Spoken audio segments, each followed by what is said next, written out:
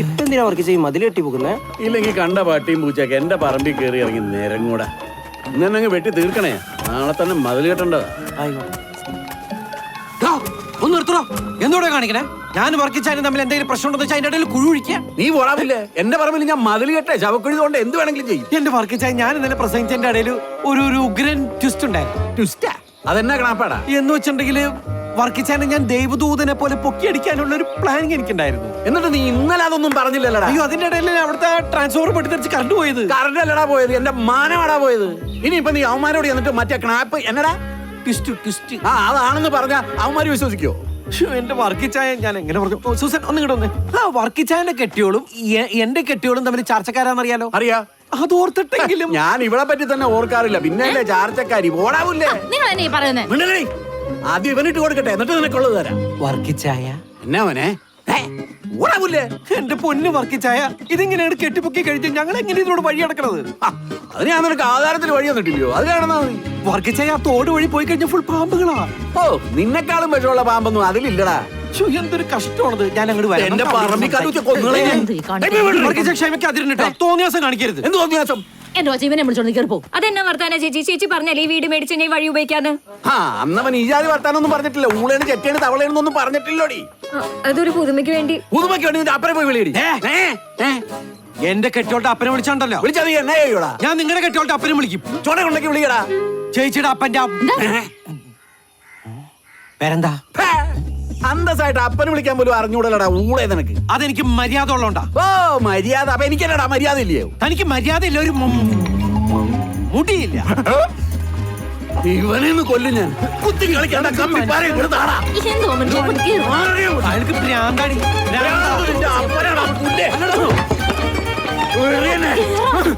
അർക്കിച്ചനോടാണ് അവന്റെ കളി. ഞാൻ എന്തായാലും പഞ്ചായത്ത് പ്രസിഡന്റിന് പരാതി കൊടുക്കാൻ തീരുമാനിച്ചു. ഇന്ന് രണ്ടിലൊന്നറിയാം. അർക്കിച്ചന്റെ മുകളിൽ തലതൊട്ടപ്പന പഞ്ചായത്ത് പ്രസിഡന്റ്. ആ വഴിക്ക് നിന്ന് നടക്കുന്നു വിചാരിക്കണ്ട. അത് ശരിയാണല്ലോ. പിന്നെ ഞാനിത് എന്ത് തേങ്ങയൊക്കെ കൊണ്ടു നടക്കുന്നത്? ഇനിയിപ്പോ എന്താ ചെയ്യാ? എന്റെ വേറൊരു പണിയുണ്ട്. അങ്ങേര് തലതോടോ കാലോടോ എന്തോളം ചെയ്യട്ടെ, എന്റെ വായിൽ നാവുണ്ടല്ലോ, എനിക്കറിയാം. സൂക്ഷിച്ചു പോണേ. കരയിൽ നിന്ന് കെട്ടിയോള് സൂക്ഷിച്ചു പോണേ. ഞാൻ എന്താ കടലിലേക്ക് പോവാണോ? അല്ല, ഞാൻ ഇന്നലെ അവിടെ ഒരു പാമ്പിനെ കണ്ടിരുന്നു. അയ്യോ, നോക്കി വെറുതെ പേടിപ്പിക്കാനായിട്ട്. പത്തലിന് വരെ കൂടെ വരാൻ പേടിയാ. ചെരുപ്പ് കയ്യിലിടാം. അപ്പൊ വൈകുന്നേരം വന്നാ കാണാം. നോക്കിപ്പോ. പാമ്പുകളെ, പാമ്പുകൾക്ക് മാളമുണ്ട്. മാളത്തിൽ പൊക്കോളൂ. എനിക്ക് ഒരു വഴിയില്ലാത്തോണ്ട് ഈ വഴി പോകുന്നത് ഒന്ന് സൈഡ് തരണേ.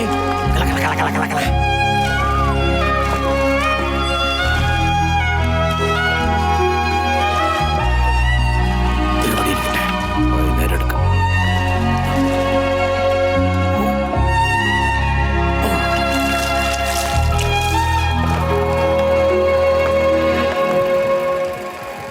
ചന്ദ്ര, ചന്ദ്രു, 3-4 ദിവസമായാലും നീ എന്നാ പണിയാൻ തുടങ്ങിയിട്ട്? സംഭവം കിടക്കൂലേ? 10 രൂപ പഴക്കൊണ്ട് പുതിയതാക്കാൻ കുറച്ച് പാടാ.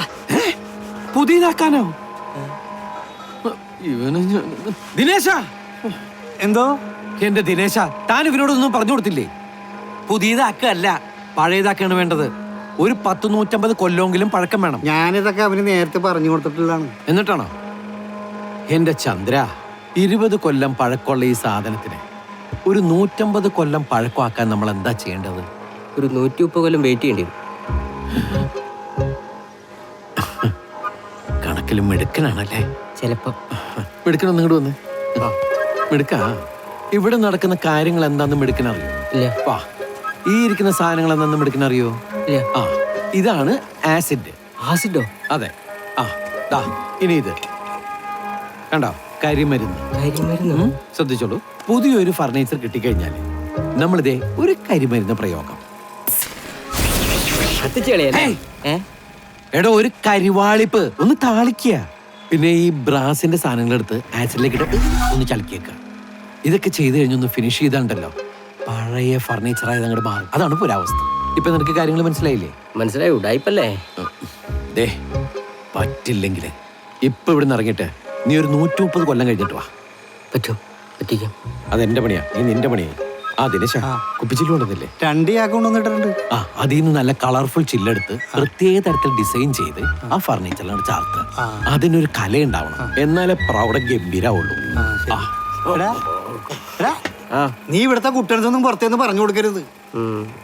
ഇതാണ് ഏർപ്പാടെങ്കിൽ ആരും പറയണ്ടെന്ന് നാട്ടുകാർ അറിയാളൂ. അത്രത്തിന് ലീവിലൊക്കെ വരുമല്ലോ. സഖാവ് വളരെ പ്രധാനപ്പെട്ട ഒരു മീറ്റിംഗിലാ. ഇത് അതിനേക്കാൾ അത്യാവശ്യമാണ്. സഖാവിനെ ഇപ്പൊ ഞാൻ കണ്ടില്ലെങ്കിൽ ചിലപ്പോ ഇന്ന് രാത്രി ഞാൻ മരിക്കും.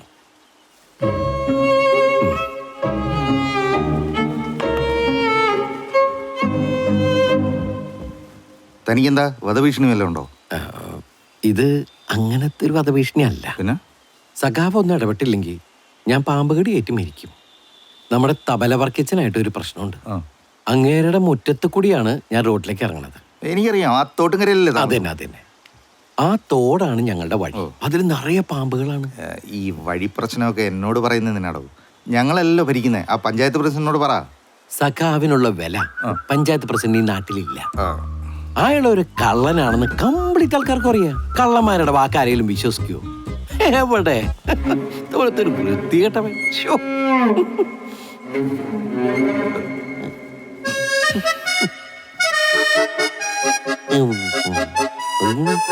പഞ്ചായത്ത് പ്രസിഡന്റ് ഇവിടെ ഉണ്ടായിരുന്നു.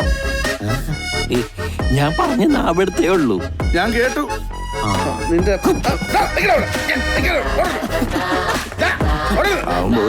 ഞാൻ കഞ്ചു.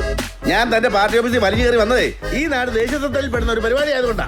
അല്ലാതെ താൻ തന്നെ അണികളെ വെച്ച് എന്നെ കുറിച്ച് മറ്റേ വർത്താനം പറയിപ്പിക്കുന്ന കേൾക്കാനല്ല. മനസ്സിലായോ? എടോ, അയാളെ ഞങ്ങളുടെ മെമ്പറൊന്നുമല്ല, വേറൊരു ആവശ്യത്തിന് ഇവിടെ വന്നതാ. പിന്നെ എടോ, നമ്മുടെ നാട് ദേശീയ തലത്തിൽ ശ്രദ്ധിക്കപ്പെടാൻ പോവല്ലേ. പാർട്ടി വ്യത്യാസമൊന്നും നോക്കൂല, എല്ലാത്തിനും ഒപ്പം ഞങ്ങളുണ്ടാവും. സഹാക്കന്മാരുടെ ഔദാര്യത്തിന് നന്ദി. നമ്മളിത് ഗംഭീരമാക്കും. തീർച്ചയായും. പിന്നെ അതിൻ്റെ ഇടയിൽ കൂടെ താൻ 50-ാം വർഷം കയറ്റിയുണ്ടല്ലോ, കാഞ്ഞ ബുദ്ധി തന്നെ. അതുള്ളത് കൊണ്ടാണല്ലോ ഞാൻ ജയിച്ചതും താൻ തോറ്റതും. പറ്റേ ഞാൻ ധൃതിയുണ്ട്, അതുകൊണ്ടാ. ഇനി അവന്മാരുടെ ചാട എന്തായിരിക്കും? അതെ, ചുമ്മാ നിൽക്കുന്ന ചാരി ഇരിക്കുന്ന കൊടിയൊക്കെ എവിടെയെങ്കിലും കൂടെ കേട്ടേ. വളരട്ടെ പാർട്ടി. പുള്ളിക്കാരുടെ അകത്തിട്ട് അറിഞ്ഞിട്ടല്ലേ ഞാൻ കാര്യങ്ങളൊക്കെ പറഞ്ഞത്. ഞാൻ പറഞ്ഞൊക്കെ സത്യമല്ലേ സഖാവേ? താൻ പറഞ്ഞതിൽ സത്യമൊക്കെ ഉണ്ട്, പക്ഷെ അത് ഇവിടെ വെച്ച് പറഞ്ഞത് ശരിയായില്ല. പോട്ടെ. താനും തബല വർക്കിച്ചിനോട്ട് എന്താ പ്രശ്നം? എന്നെ അയാളുടെ വീടിന്റെ മുമ്പിൽ കൂടി വഴി നടത്താൻ സമ്മതിക്കണം. സഖാവ് പറഞ്ഞ അയാൾ കേൾക്കും. സഖാവിനെ എല്ലാവർക്കും ഒരു പേടിയുണ്ടല്ലോ. എന്തിനാണോ എന്നെ പേടിക്കുന്നത്? നമ്മൾ പാർട്ടിക്കാരെന്ന് പറഞ്ഞ ഇത്തിരി വെട്ടും കുത്തൊക്കെ ഉള്ള ആൾക്കാരാണല്ലോ. ഇത് എനിക്ക് വെട്ടും കുത്തൊന്നും അത്ര പരിചയമില്ല, പക്ഷെ ഇതുപോലെ വേണ്ടാതീനം പറഞ്ഞു വരുത്തുന്നവരെ നേരിടേണ്ടത് എങ്ങനെയാണെന്ന് എനിക്കറിയാം. എന്നാലും ഇങ്ങനെ ഒരു നാവഴക്കലുണ്ടോ? ഞാൻ വേണമെന്ന് വെച്ച് പറയണല്ലെന്നേ. അതെങ്ങനെയെങ്കിലും അങ്ങനെയൊക്കെ സംഭവിച്ചു പോകും. എത്ര നന്നായിട്ട് സംസാരിച്ചു തുടങ്ങിയാലും എൻ്റെ നാവ് പിഴയ്ക്കും. അത് സംസാരത്തിൽ മാത്രമല്ല, എൻ്റെ ജീവിതത്തിൽ മൊത്തമുണ്ട്. നീ ഒന്ന് ആലോചിച്ച് നോക്കിയേ. ഇപ്പോൾ നമ്മുടെ കല്യാണം ഒരു പിഴവല്ലേ? നമ്മൾ പ്രേമിക്കാണ്ടിരിക്കുകയോ ഒളിച്ചോടാണ്ടിരിക്കുകയോ ചെയ്തിരുന്നെങ്കിൽ ഈ വല്ല പ്രശ്നങ്ങൾ ഉണ്ടാവും എൻ്റെ ജീവിതത്തിൽ. അതാണ് പറയണത്, തലയിലെടുത്ത് നമുക്ക് മാറ്റാൻ പറ്റില്ല. പറ്റും. തന്റെ ജീവിതത്തിൽ ഒരു പിഴവാണല്ലേ? കഴിക്കും. സൂസൻ, ഞാൻ അതല്ല ഉദ്ദേശിച്ചത്. എന്തൊരു കഷ്ടമാണത്. എന്റെ നാവിൽ ഈ മുളകെടുത്ത് തേച്ചിട്ടുണ്ടല്ലോ. വായന്റെ ഇപ്പൊ എരിഞ്ഞ് പണ്ടാറടിക്കാനെ.